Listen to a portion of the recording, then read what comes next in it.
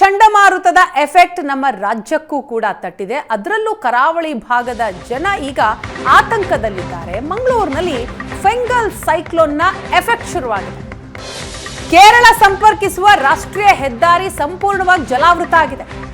ಉಚ್ಚಿಲ ಬಳಿ ಭಾರಿ ಮಳೆಗೆ ಅಂಡರ್ ಪಾಸ್ ಕಂಪ್ಲೀಟ್ ಆಗಿ ಜಲಾವೃತಗೊಂಡಿದೆ. ಅಂಡರ್ ಪಾಸ್ನಲ್ಲಿ ನೀರು ತುಂಬಿ ವಾಹನ ಸವಾರರು ಪರದಾಡ್ತಾ ಇದ್ದಾರೆ. ಅಂಡರ್ ಪಾಸ್ನ ದೃಶ್ಯ ನೀವು ನೋಡ್ತಾ ಇದ್ದೀರಿ. ವಾಹನ ಸವಾರರು ಹೋಗೋದಕ್ಕೆ ಪರದಾಡ್ತಾ ಇದ್ದಾರೆ. ಹೆದ್ದಾರಿ ಬದಿಗಳಲ್ಲೂ ಕೂಡ ನೀರು ತುಂಬಿಕೊಂಡಿದೆ. ಭಾರಿ ಸಮಸ್ಯೆ ಉಂಟಾಗಿದೆ. ಫೆಂಗಲ್ ಚಂಡಮಾರುತದ ಎಫೆಕ್ಟ್ ಇದು. ಮಂಗಳೂರಿನಲ್ಲಿ ಇವತ್ತಿನಿಂದ ಭಾರಿ ಮಳೆ ಆಗುತ್ತೆ ಅಂತ ಹವಾಮಾನ ಇಲಾಖೆ ಮುನ್ಸೂಚನೆ ಕೊಟ್ಟಿದೆ.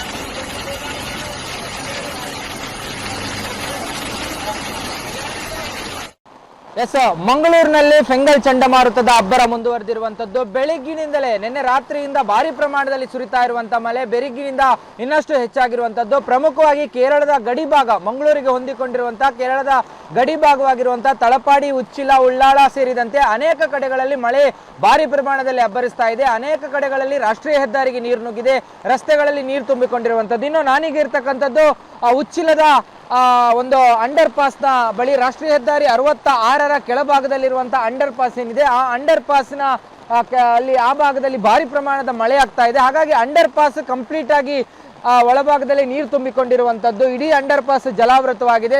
ಸಣ್ಣ ಸಣ್ಣ ವಾಹನಗಳಿಗೆ, ಕಾರು ಸೇರಿದಂತೆ ಬೇರೆ ಬೇರೆ ಟೂ ವೀಲರ್ ಸೇರಿದಂತೆ ಬೇರೆ ಬೇರೆ ವಾಹನಗಳಿಗೆ ಇಲ್ಲಿಂದ ಹೋಗ್ಲಿಕ್ಕೆ ಸಾಧ್ಯ ಆಗದೇ ಇರುವಂತಹ ರೀತಿಯಲ್ಲಿ ಪರಿಸ್ಥಿತಿ ಇರುವಂತದ್ದು. ಕೇವಲ ದೊಡ್ಡ ದೊಡ್ಡ ವಾಹನಗಳಷ್ಟೇ ಈ ಒಂದು ಅಂಡರ್ ಪಾಸ್ ನ ಮೂಲಕ ಈಗ ಹೋಗ್ತಾ ಇರುವಂತದ್ದು. ಅದನ್ನ ಹೊರತುಪಡಿಸಿದ್ರೆ ಇಲ್ಲಿ ಹೆಚ್ಚಿನ ಪ್ರಮಾಣದಲ್ಲಿ ಇನ್ನೂ ಕೂಡ ನೀರು ಬೇರೆ ಬೇರೆ ಭಾಗದಿಂದ ಹರಿದು ಬರ್ತಾ ಇರುವಂತದ್ದು. ಇದು ರಾಷ್ಟ್ರೀಯ ಹೆದ್ದಾರಿಯನ್ನ ಕನೆಕ್ಟ್ ಆಗುವಂತಹ ಒಂದು 66 ಕೇರಳವನ್ನ ಕನೆಕ್ಟ್ ಆಗುವಂತಹ ಒಂದು ರಾಷ್ಟ್ರೀಯ ಹೆದ್ದಾರಿ.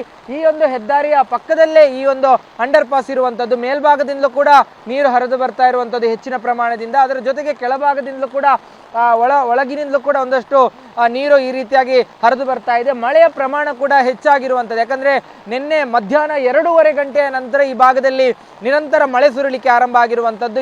ಈಗಲೂ ಕೂಡ ಆ ಮಳೆಯ ಪ್ರಮಾಣದಲ್ಲಿ ಯಾವುದೇ ರೀತಿಯಾದಂಥ ಇಳಿಕೆ ಕಂಡು ಬಂದಿಲ್ಲ. ಹವಾಮಾನ ಇಲಾಖೆ ಕೂಡ ಒಂದು ಕೊಟ್ಟಿರುವ ಅಲರ್ಟ್ ಪ್ರಕಾರ ಇವತ್ತು ಸಂಜೆಯವರೆಗೆ ಕೂಡ ಈ ಭಾಗದಲ್ಲಿ ಭಾರಿ ಮಳೆಯಾಗುವಂತಹ ಒಂದು ಲೆಕ್ಕಾಚಾರವನ್ನ ಹಾಕಲಾಗಿರುವಂತದ್ದು. ಒಟ್ಟು ಫೆಂಗಲ್ ಚಂಡಮಾರುತ ಈ ಭಾಗ ಸಮುದ್ರದ ಬದಿಭಾಗ ಆಗಿರುವಂತಹ ಕಾರಣದಿಂದಾಗಿ ಆ ಸಮುದ್ರದ ಬದಿ ಪ್ರದೇಶಗಳಲ್ಲೂ ಕೂಡ ಇದೇ ರೀತಿಯಾದಂತಹ ಒಂದು ಎಚ್ಚರಿಕೆಯನ್ನು ರವಾನಿಸಲಾಗಿದೆ. ಯಾವುದೇ ರೀತಿಯಾದಂತಹ ಒಂದು ಅಂದ್ರೆ ಅಲರ್ಟ್ ಆಗಿರುವಂತಹ ಸೂಚನೆ ಕೊಡಲಾಗಿದೆ. ಅದರ ಜೊತೆಗೆ ಮುನ್ನೆಚ್ಚರಿಕಾ ಕ್ರಮವಾಗಿ ದಕ್ಷಿಣ ಕನ್ನಡ ಜಿಲ್ಲೆಯ ಎಲ್ಲ ಶಾಲಾ ಕಾಲೇಜುಗಳಿಗೆ ಪದವಿ ಪೂರ್ವ ಅಂಗನವಾಡಿಗಳಿಂದ ಪದವಿ ಪೂರ್ವ ಕಾಲೇಜುಗಳವರೆಗೂ ಕೂಡ ರಜೆಯನ್ನ ಘೋಷಣೆ ಮಾಡಿರುವಂತದ್ದು. ಒಟ್ಟು ಉಚ್ಚಿಲದ ಪ್ರೆಸೆಂಟ್ ಸಿಚುವೇಶನ್, ಅದರ ಜೊತೆಗೆ ಉಳ್ಳಾಳದ ಅನೇಕ ಕಡೆಗಳಲ್ಲಿ ಇದೇ ರೀತಿ ಮಳೆ ಆಗ್ತಾ ಇರುವಂತದ್ದು. ಕೆಲವೊಂದು ಕಡೆಗಳಲ್ಲಿ ಸಣ್ಣ ಪುಟ್ಟ ಅವಘಡಗಳ ಹಾದಿಯಾಗಿ ರಸ್ತೆಗಳಲ್ಲಿ ನೀರು ನಿಲ್ಲುವಂತಹ ಒಂದು ಘಟನೆಗಳು ಕೂಡ ನಡೆದಿರುವಂತದ್ದು. ಕ್ಯಾಮರಾ ಪರ್ಸನ್ ಅಶೋಕ್ ಜೊತೆ ಭರತರಾಜ್, ಏಷ್ಯಾನೆಟ್ ಸುವರ್ಣ ನ್ಯೂಸ್, ಮಂಗಳೂರು.